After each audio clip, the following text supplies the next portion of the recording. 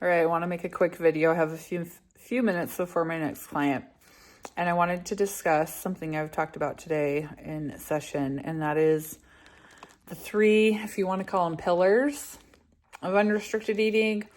I thought of it as a triangle today, in that there's like three angles you've got to look at when it comes to making sure that you're eating unrestrictedly. And I just realized how pathetic I look. I've got frozen vegetables that I'm icing my chest with, and then I've got a sling and my thing. Anyways, I'm not as miserable as I look.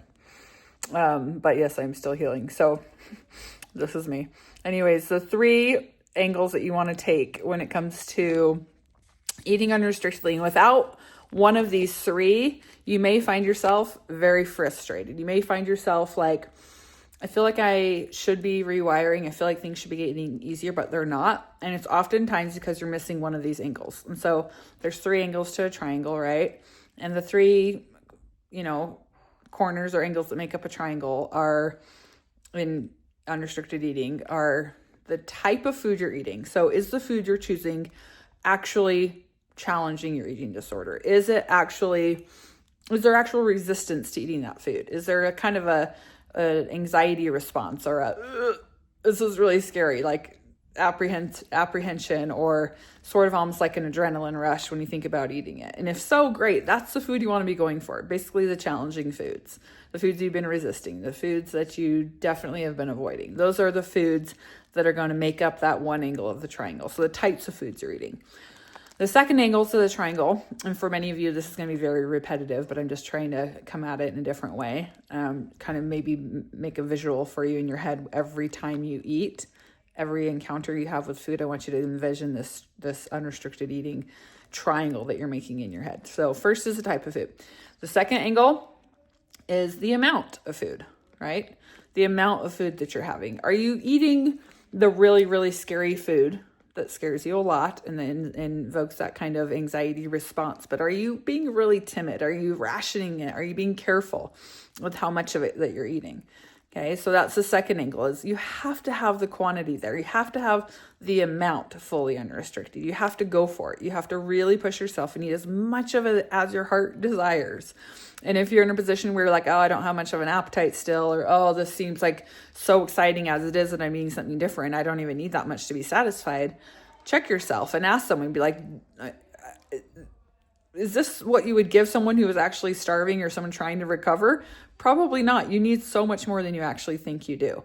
Not just physically. So if you're in a body that's not even quote unquote undernourished, according to a lot of people I talk to, which I don't believe, but if you're in that boat where you're like, I'm not even undernourished, you need so much more food than you think you do in order to rewire your brain, right? Because that amount scares you, and we're trying to kind of like turn off that fear response. And so the amount is the second angle. The third angle is the timing or the frequency in which you're eating. So let's say you have the first two angles and you're mastering every time you eat, except for you're only eating every 4 hours.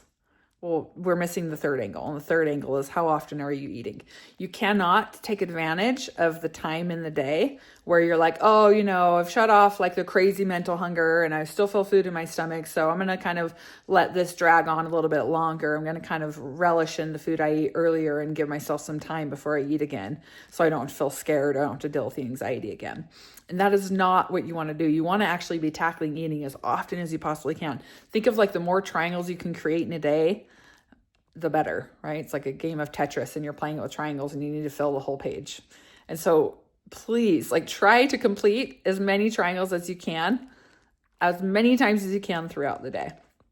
This is like the visual that I feel like, had I used it in my own recovery, essentially it is what I did, but I didn't have this visual of creating triangles. But if you can try to think of each eating episode as that.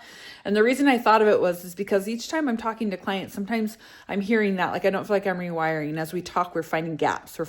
And one of the three or two of the three angles are missing. And so it's like they're focusing a lot on the different foods they're eating, and we're missing the fact that they're not eating it frequently enough and they're still limiting the amount.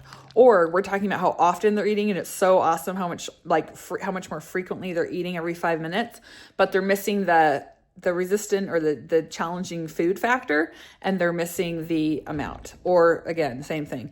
I'm eating, so much food, but then we find out it's lots of vegetables. It's not the right types of food they need to be eating to challenge themselves, and they're going way too long without eating. Okay.